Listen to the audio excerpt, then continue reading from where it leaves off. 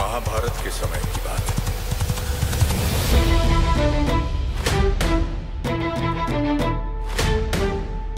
ये अपने अधिकारों के लिए लड़ नहीं सकते ना, इसलिए हम सब चूहों की तरह प्राण बचाते भटक रहे हैं।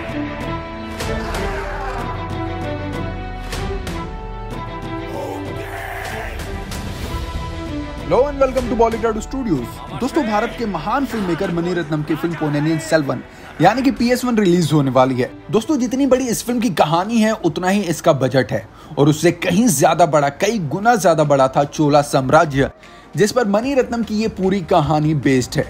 दोस्तों, 500 करोड़ रुपए के मेगा बजट में बनी पोन्नियिन सेल्वन पार्ट 1 कल्कि कृष्णमूर्ति की नोवेल पर आधारित है। ये नोवेल साउथ इंडिया के महान राजवंश चोल साम्राज्य पर आधारित एक काल्पनिक मैगजीन है।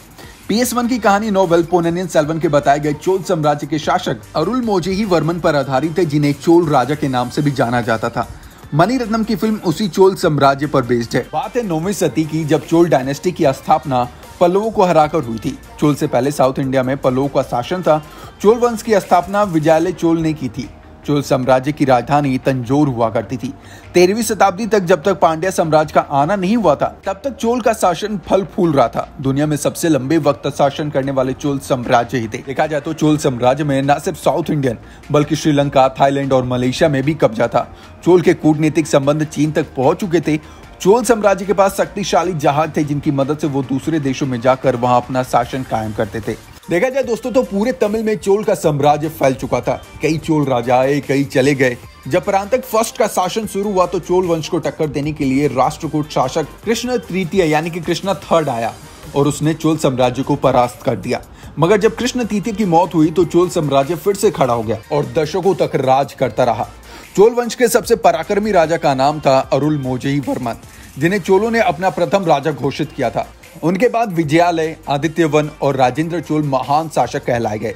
चोलों के शासन से पूरा साउथ इंडिया खिल उठा था। यहाँ समाज और संस्कृति का बड़े पैमाने पर विकास हुआ था। इस युग में विशाल सुंदर कलाकृतियों से मंदिर का निर्माण हुआ और वहीं धार्मिक बैठकें होती थी। युद्ध और राजनीति कला के वक्त भी मंदिर सबसे सुरक्षित स्थान हुआ करते थे। यहाँ तक कि चोलों द्वारा बनाए गए श्री रंगम मंदिर आज भी अट्रैक्टिव है और काफी आकर्षण का केंद्र है। PS1 फिल्म इसी चोल साम्राज्य पर आधारित है और फिल्म में इसके 3 पार्ट बनने वाले हैं। पहला पार्ट जो कि 30 सितंबर को रिलीज होने वाला है। अब देखना है कि उसमें किसकी कहानी दिखाई जाने वाली है।